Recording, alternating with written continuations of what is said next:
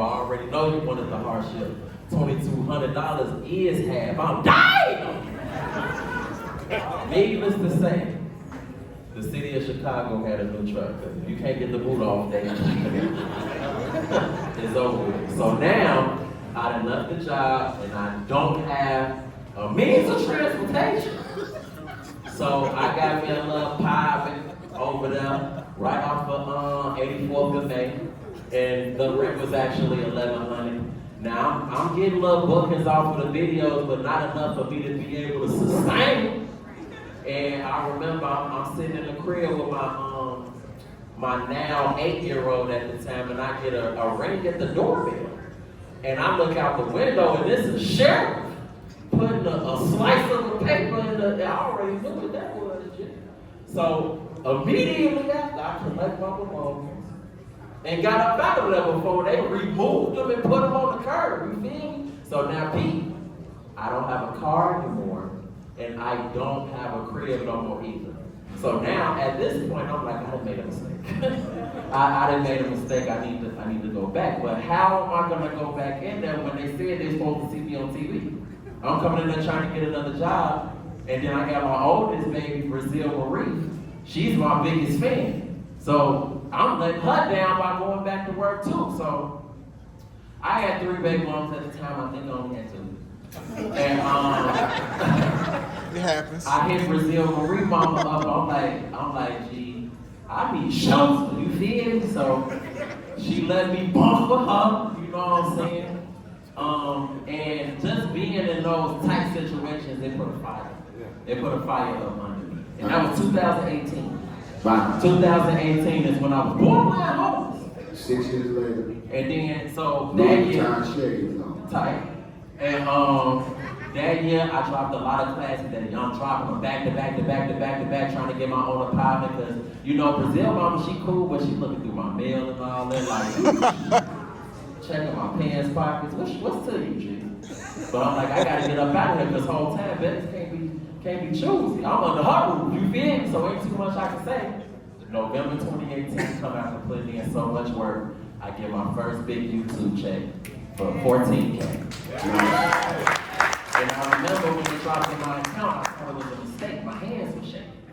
Because I had never actually earned that type of money, ever. I had seen it, but it was through some of the type of means. Right. So I'm like, wow, I really earned this. I called the company like, yeah, y'all made a $14,000 deposit. They was like, yeah, that's yours. So I got an apartment, and it was my first time getting furniture. I had never had furniture. I had a dresser in my bedroom. And I called one of my managers aside. I got another manager named Redwell, which I look up to very much so. And I called him, I'm like, gee, when you got your socks, do you roll them up? Or do you just lay them in the dresser drawer? Because all I know is a garbage bag. Yeah, that's it. That's all I know. Last time I had a dresser, I was living with my mama. I'm the oldest out of man. So I really didn't have a dresser at that time. So I made the executive decision to roll my socks up. So I put them in there, and I had couches in the living room, and I sat on the couch and cried. I did. Like, I felt that in my spirit. And ever since then, I've been, when that was 2018, working, and now years later, I got a 12,000 square foot mansion. The discipline that it takes and the sacrifices during that period of time, because I started content in 2015. I didn't even see no money for real until like 2019. In 2020, then it was lit, like, you know what I'm saying? So that was years of me just trying to figure it out. And just figure it out. And a lot of times, you know, with me not having to go to a job and have a supervisor or a manager telling me what to do, I am the one that has to get up every day. It's my responsibility to get up. When my homies and them pop out, nah, bro. Because I had to research the cameras. I never went to school for camera work. That was YouTube University. Right. So a lot of times my homies would be like, hey, Korprate, pop out. No, I'm not in school, but I got homework. So I'm on YouTube hours and hours and hours and hours. Like, I make the decision to get up every day and go do what I'm supposed to do. That discipline is very important, and being willing to sacrifice. and research. Like I'm constantly, even now unto this day, I'm constantly researching on how to improve my brand. Because when you get comfortable, that's when you put yourself in an uncomfortable position. Let me switch up and Cristal, let me ask you a question. The pandemic hit, and I know for stand-up comedians like myself and B. Cole, if you didn't have another means of income, it was rough out there because comedy clubs were not open. Melissa, you probably went through this too. You couldn't get any stages anywhere. As content creators, it seems like the pandemic, I don't want to say it was a blessing because people were sick and died, but it seemed like it was a blessing for content creators because they were locked in on you all. Did you notice a difference in that being a content creator, or it was still tough going too because you were dealing with everything while you're at home or whatever? No, I didn't notice a difference at all. I was chilling. No, I'm just kidding. Man, 2020 was interesting. So I've created content. Started out in music back in like 2008. That was my background was music, and I just knew I was gonna be the next like Kelly Rowland or not Beyonce, but like Kelly Rowland, or something, or Michelle, because I be tripping and stuff. Falling on stages, y'all saw me on the spot earlier. And I just knew like that was my path, but then, I realized like I'm funny. People didn't believe I was funny before. And 2020 hit, I started making content on TikTok like everybody else, and it was bad, it sucked. But it's the discipline, the research, figuring out, well, how do they do this? And what conversations are being had? And how can I duplicate this? And then I went viral talking about boobs. Titties. Well, I wouldn't know nothing about titties. Hold on, Cristal. For the people that's 45 and over, titties. Breasts. Okay, go ahead. Not friends. The two broke best friends. Okay, I wouldn't know nothing about that. Y'all keep your eyes hidden now, because if you look, then you know. But I went viral talking about how ghetto it is to have titties, and what I realized is that it's ghetto. It's ghetto. They try to suffocate you when you sleep at night. You go to bed in a tank top, and one be making breakfast in the kitchen, and the other one be looking through your mail, being it's bad. And they try to break your back and crush your lungs and stuff. It's just, they're expensive. They don't contribute anything to society. If you don't have kids, I really contribute to society. Here's a side note real quick. I have a theory that, for people like myself who don't have kids yet, they should be productive, right? I want to develop a boomerang titty where you take it off and you can use it as a weapon and then it right back onto your body.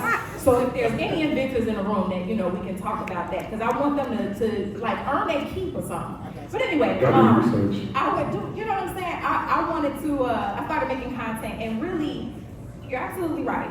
Being locked in the house, everybody was on social media. We had the club, we had D-Nice making a club for us, we had all kinds of music, everybody was going through the same thing at the same time. And yes, the pandemic was hard, we lost people, I had COVID, my parents had, our whole family went through it. And it was a scary time, and that is why, a big part of the reason why I do what I do. I use comedy to cope like most comedians do. But it gave me the opportunity to really hone in on my path as a creator, as an actor, as an entrepreneur, and understanding how to use content to reach people and impact change. Yeah. Melissa, I want to piggyback off what she said, how she used the different pathways to get to where she needs to. How tough is that though, because you're an actress, you do comedy, you write. How hard is it to, you're trying to write this set because you're about to go out on the road for 2 weeks, right? And headline these clubs, but you also got a script on your desk that you got to learn. How do you break up the time to do these different things? Thank you for that question, first of all. And as a multidisciplinary performer, I act, I do stand-up, I'm degreed in theater, and I teach theater. So you kind of have to be in the name of the game of survival. You can't just put everything in one bucket, right? And I think the balance for us, when everything else falls, the pandemic really taught me that artists are essential workers. Yeah. That artists are essential workers, because when the entire world stops, what were we listening to? What were we watching? What were we reading? It was creatives, right? So we can't stop creating. And that's what really compelled me to continue to create, even if my livelihood was at stake, because it was, right? I was blessed enough at the time, I was doing Empire, and the pandemic hit before we could film the series finale.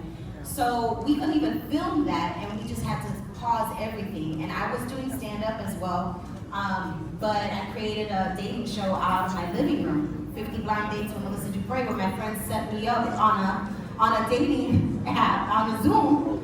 For 45 minutes, I filmed it, and then I had to edit it. I edited a 15-minute version of a 45-minute date to whoever I was gonna meet up when the pandemic was over. So on top of like creating and content, writing an episodic, writing a film, because the downtime is not actual downtime, that's your incubation time. That's when you actually get to birth, because when you're not stuck in survival mode, creativity also has to have a place that you are not creating a transactional relationship with your artistic current. So you have to give it room, and the pandemic was a perfect time to have nothing but that one-on-one relationship with my creative spirit, where I didn't ask for nothing from it except talk to me. Dope. Right? Dope. B, so, known you for a long time, brother, so we like to get off my lawn, guys, right? So you've always been ahead of the curve as far as writing and putting the homies in a position to win. I say that with movies like I'm in Love with a Crackhead. Remember that. Go check it out on YouTube. Last Get Together, Rent Dude, Heaven on 7. And you've always used Chicago comedians and incorporated them in your movies and stuff. But also, when YouTube first came out, you were pushing your movies straight to there before monetization was a thing. Right. Because I don't want to use the wrong words, but as an older comic, and seeing the Damn! No. You know what I'm talking about, because I'm in the same boat. As a loud We OGs. We OGs. And we didn't have IG and stuff like that. How long did it take you to see the wave that they were on and say, man, let me jump on it? Or was that train moving a little bit too fast? Because I'm not gonna lie, it moves a little bit too fast for me now. Like, like jumping double dutch, I'm trying to find how to get in there. But how did you handle that? Because it was a change for us. We were used to going to clubs, going out, recording stuff, having people say it was terrible, and redoing the whole thing again. Right. But now you don't kind of have to go through that. It's like, wow, you can put it up, boom, next thing you know, I got 500,000 subscribers, and I live in a 12,000 square foot mansion. Well, I live in a hovel. Exactly. So, like, I've been doing it since 1991. Actually, Black Friday 1991 was my first time performing, and I came out doing it. My first time on stage, it was it was a month before Def Comedy Jam debuted. Yes. So I was part of that whole urban comedy invasion, with the Comic View, Def Jam, and we all didn't know there's so many comedians in the world until we saw those programs and platforms. All we had was Eddie Murphy, Richard Pryor, Chris Rock. It was just a little, even before Mark, just a little circle. So doing that, getting the notoriety on BET's Comic View, stuff like that.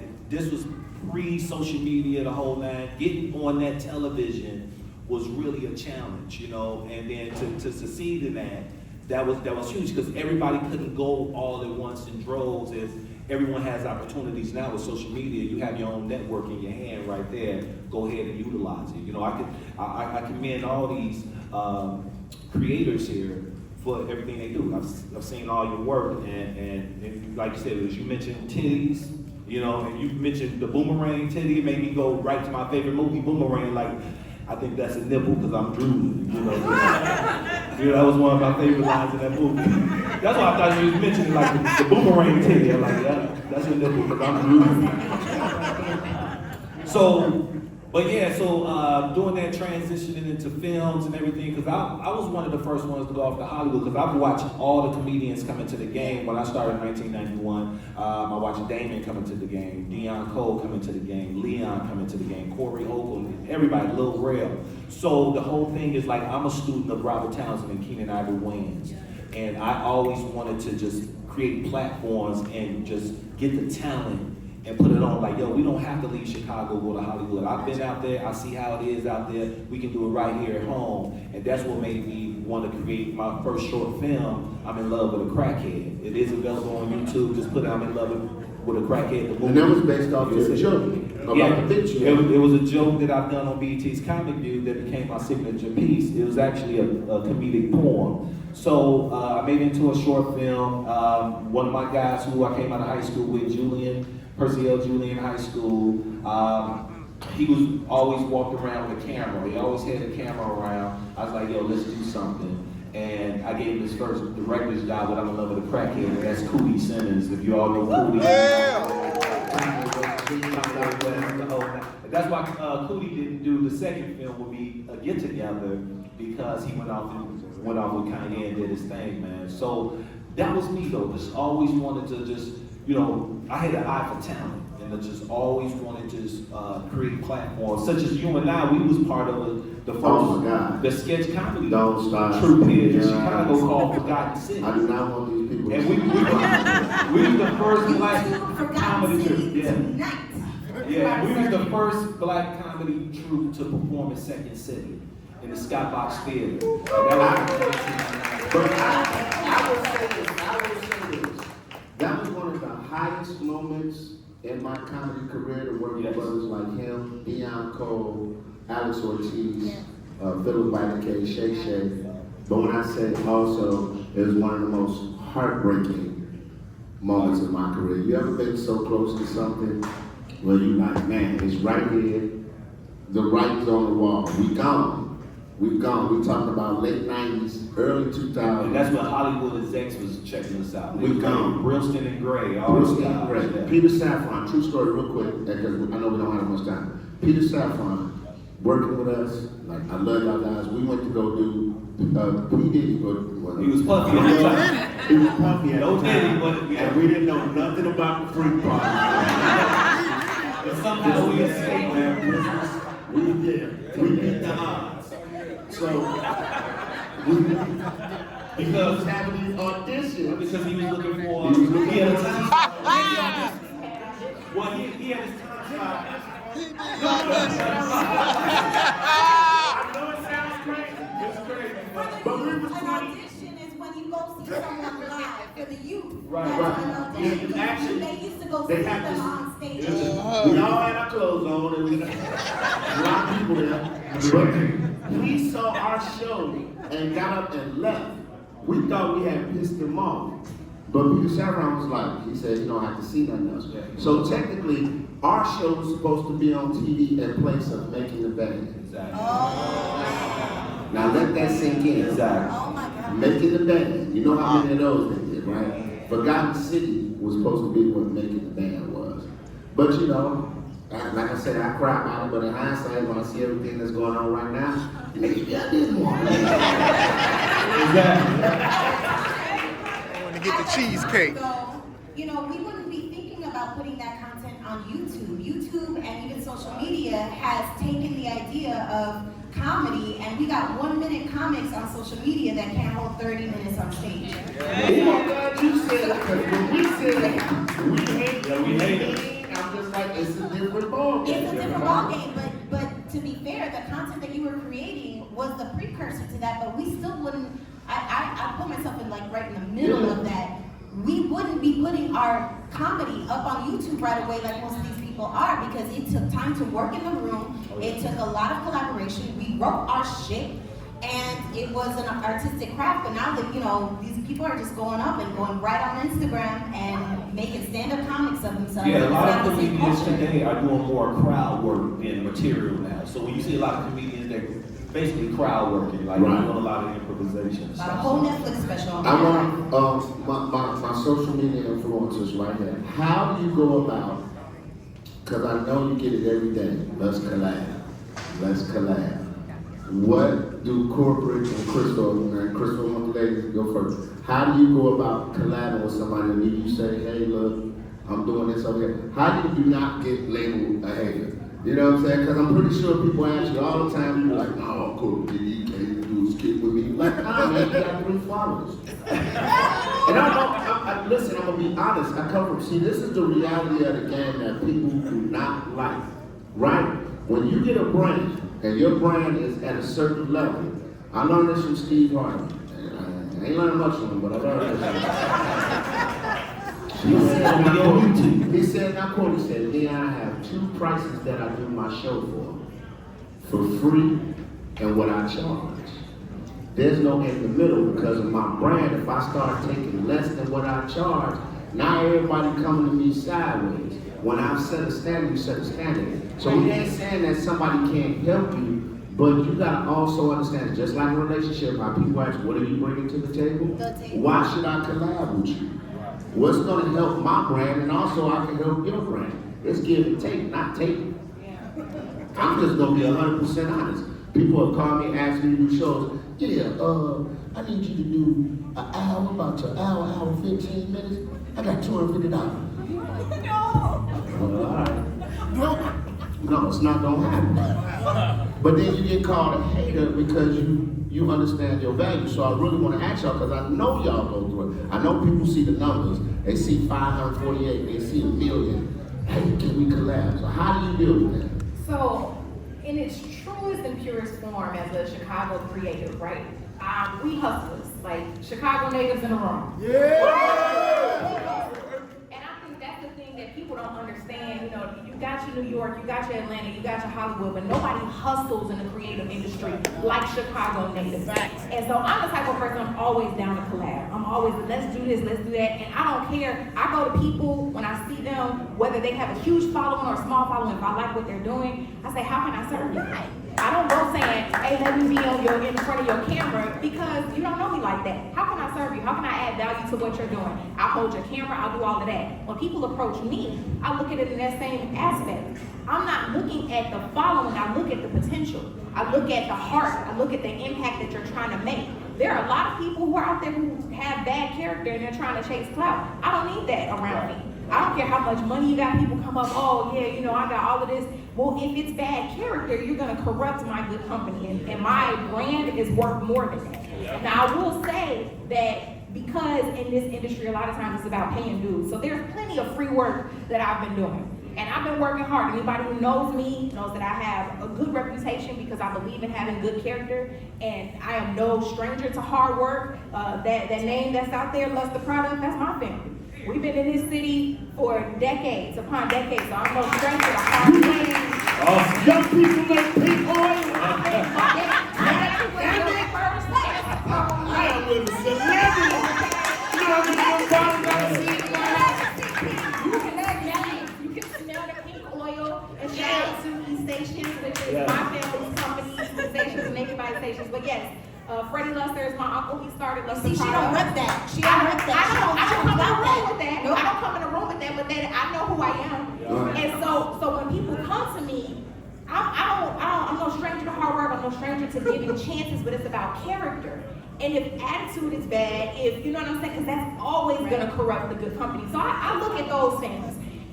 But now, like to clear it up and to sum it up, I have paid my dues, so to speak. And I'm not saying that I'm done doing those things, but I've adopted that mentality. If you want me to donate my time, and that's how, if I feel that it's a worthy, good ground for me to sow seed in, I'll do that. But if someone is coming up to me and they're devaluing what I do for whatever reason, no, thank you, God bless. Yeah, pretty much the same. I'm open to collab, but it's more so based off of my vision, and not so much as something that someone is putting in my face. A lot of people they'll try to make me try to suffer for my success by saying, "Oh, Hollywood and all that." Yeah. I learned early in my response is, "I am." So one day at a time. And I get that because, like I said, once people put their ideas in, then it's no longer corporate. It's their idea. Because shout out to Funny Ass Tiara, I've seen her on on your platform, you know, and playing your mom. And something like that. And that's how she was able to branch off from that as well, you know. So yeah, man, I definitely. Yeah, Tyler Perry just picked her up. That's crazy. That's crazy. Starting with that man right there on his platform. We got some Q&As out there, man. Let's see if anybody has any questions for anybody. Anybody. Shout out to Kelly Howard. I see. Shout out to my man Ghost Kelly from Howard. Power. Yeah, I see. Shout out to my man Ghost from Power. Get Ghost from Power, man. Well, you go second. You go second. You next, Ghost. Hey, Donovan. No, let him go. You next, Ghost. Go second. I don't need no right. I'm second. Go ahead, brother. So shout out to y'all, thank y'all for this. It's a great panel and all that, whole 9 yards. This is for the content creators because I want to start making content, streaming, TikTok, Instagram, all that good stuff. And my big vision for like content creators is like movies, right? Because it's kind of like Death Comedy Jam, right? When people got on stage and they got noticed and they was able to do big movies like Chris Tucker and stuff like that. So do y'all want to like be in Hollywood and do movies and stuff like that, or is it like hard? How do y'all feel about content creators making movies? That's all. Well, I would say that I'm an actor first. So I met my good friend here, Melissa, at an agency.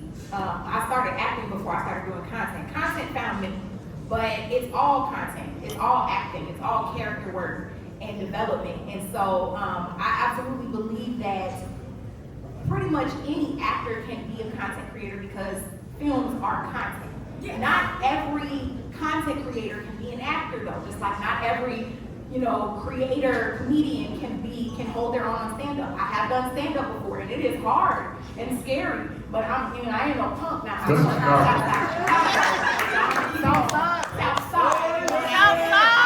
still do it. But I believe that it's relevant, just kind of the question that you asked earlier. The pandemic kept my mind busy because when you're not on set, you start itching like a crack fiend, and I was like, I need a call back. I need to, you know what I'm saying? I'm in for that. I'm a crack kid for a set though. And so I love cracky. That's a good one because I'm Drew. Absolutely, I think content creators definitely should be in this because it's all connected. It's all connected. How you doing?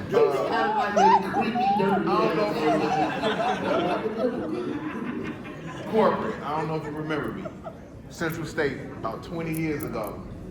This man was like, yo, I'm gonna be famous, right? We like, yeah, all right, you know what I'm saying? He's like, no. To say 20 years ago is crazy. Well, not 20. I said about 2008, 2007.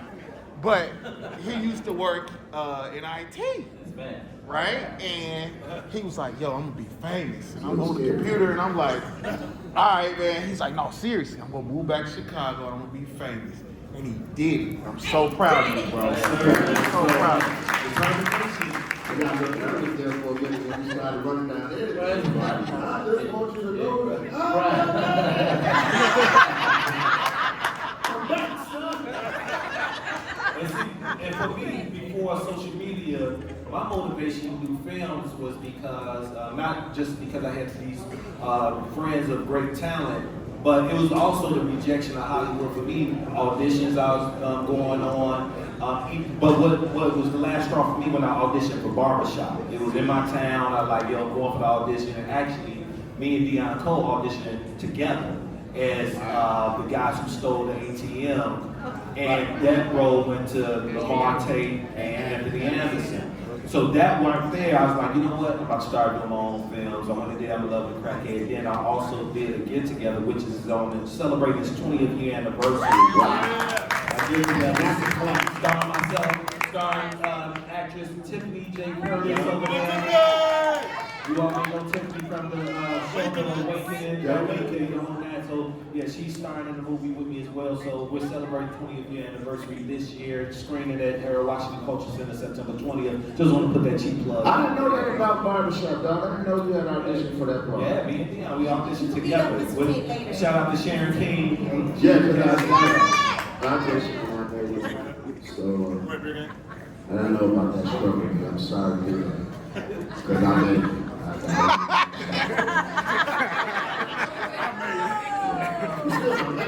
Cause you was in barbershop. Yeah, I can't speak all right. That's wrong. A really good question. Thank you all again for your time. My name is Xavier. I have a question. Nicole talked about like Martin, Jamie Foxx's sitcoms in the 90s where comedy was really unfiltered. Because we live in such like a pro-council culture world, how do you skate that line of still keeping comedy in like its purest form, but not being afraid to push that envelope and talk about things that are like off? I would, only reason I would push back on that a little bit, is there really a such thing as cancel culture? Because when I look at guys, hold on. I look at guys like Matt Rife, I look at guys like Dave Chappelle, they ain't hurt for no one. Once you get your fan base and who you're talking to, how do you get canceled if your fan base, it depends on you. It's no different from an artist like, and I hate to throw it to rap, but this is just something I relate to. Sexy Red has an audience. And she ain't going nowhere. I don't care how much the mom with 3 kids that don't want her daughters to listen to it, they're gonna find Sexy Red. But that don't mean Lauryn Hill doesn't have her audience.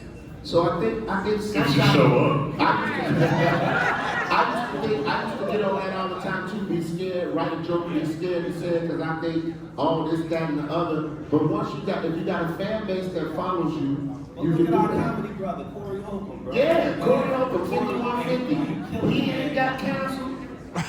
Corey, long deal. Patrice O'Neal, rest in peace. There's too many comics. Back in the day, Lenny Bruce, if you do the history, there's always been controversial comedies. Millie Jackson on the female side. Monique. Who's got canceled? Like, that's why I challenge the cancel culture thing. I think that's a mindset that if you allow that to get into you and block your right, you cancel yourself. So we have to also understand cancel culture is white culture.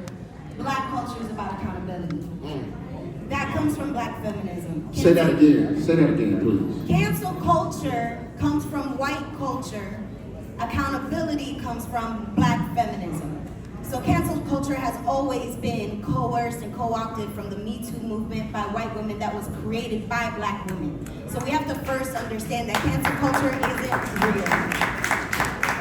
It only serves white demographics to keep in power and to censor and to minimize our experience, right? So if you're coming from, as an artist, as a comic, if you're writing from your experience cannot be wrong. So write from your experience, don't talk about nobody else's experience. Then you'll always stay in your own lane. That's fine. Right? You'll always stay in your own lane, right? So that's one way that I just think that we can just be more mindful about the shit that we're creating and be a little bit more creative and say, my experience says this, and this is my authenticity. You can't negate authenticity. You can absolutely blink at, you don't know what the fuck you're talking about. Right? So at the basis of all of it, a creator and a person who's a comic is a master of narrative. You have to own your own narrative, and you will never be afraid of getting canceled because nobody else has walked your experience. Hey, we gotta get out of here, but we're gonna start from Nico all the way down. Just some last words for the people. Wrap it up real quick, 30 seconds. Give some words to the people of encouragement or whatever message you want them to leave with. Man, my whole thing that I always go by is demonstration is better than conversation. You know, stop talking about what you don't do and just do it and get it done.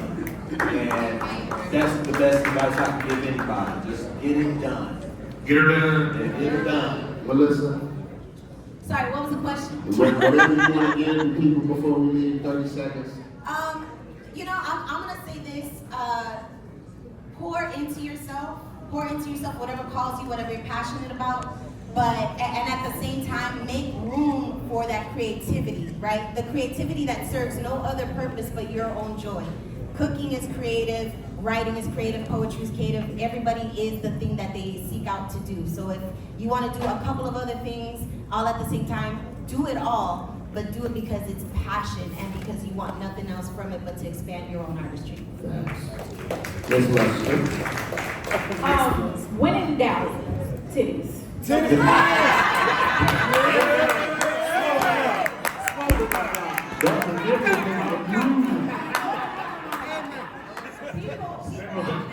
People often ask me how I accumulated the success that I did. In less than 2 years, I went from virtually no following to almost just under 2 million followers across my platforms. And not having a whole lot of experience, not having any team, it's me. I have a team and I have my manager, and that's it. And the thing that I say, the secret sauce, 2 things. One, consistency. Show up. Show up consistently. I post regularly. I post when I flop. I post when I win. I post when I'm viral. I post when they drag me. Yeah. Show up. And then be authentic. Nobody can be you. That is your superpower. Be who you are. Whether it's clean, whether it's dirty, whether it's funny, whether it's sad, whatever it is. It's you. Be yourself. And you will see success. Awesome. Korprate Bidness. Blessings. Confidence and consistency. The confidence comes in like for me, anything that I come up with in my head is gold. No matter what anyone says at any particular point. There was different points when I had an idea, I tell my homie, and I'm like, man, ooh, da da da da, and they just look and stale faced. Until I took it out of my head and put it together, put it on the internet ends. Now all of a sudden, oh, that was funny. Like, you know what I'm saying? Like I had to really trust myself and have a confidence that I know what I'm doing and I know what I'm talking about. Even at times when I feel like I was talking to myself. Because a lot of them, I didn't always get M's all the time. There was times where I wake up the next day and see 1,000 views at 9 a.m. and be like, yes. Like, you know what I'm saying? So confidence and consistency. Confidence and consistency. You'll be out there. Well, one quick thing. If you have not seen the How to Die Alone trailer from Natasha Rothwell, that black woman is doing some really amazing things with comedy and mental wellness. And so if you haven't seen it, please check it out. We'll be screening other things around it today. But Melissa's in it too, guys. Please, I'm in it, but please support anything that comes out of our community, everything. And before we get out of here, and first of all, I want to thank you all for joining this panel and giving me the opportunity to sit down and talk with some real genius creators. But that's what I want to say. As a person who's had the longest running open mic for African American comedians, 7 years as bartender on the stage. Open up your stages. Start going to these shows. I'm not saying it because we want your money. We charge $10. I don't make no money doing that. It's just to give comics a platform. And if we don't have these stages, you don't get to see these polished results. So when you hear somebody's doing something, go and support it. No disrespect to my big brothers in the game like Cat Williams and Kevin Hart. Don't wait till they come to the Area Crime and go see it. There's no reason a show of Melissa, Biko, myself, and Little Rail should not sell out the Area Crime. It's free to like, it's free to share, it takes a second to share it. And with that being said, big comedy festival coming up in a couple of weeks. My man Little Rail is doing it. I'm expecting to see this energy. And this XL, this needs to get bigger and bigger. We need to behold this at the performance place in bigger more. Oh God. Report and bring y'all rattly ass. All right, so next up on the panel, ladies and gentlemen. Now we have down to like a 3-minute to 4-minute break. So you might as well just sit down on your ass. You know what I'm saying? Stay right there for the next panel.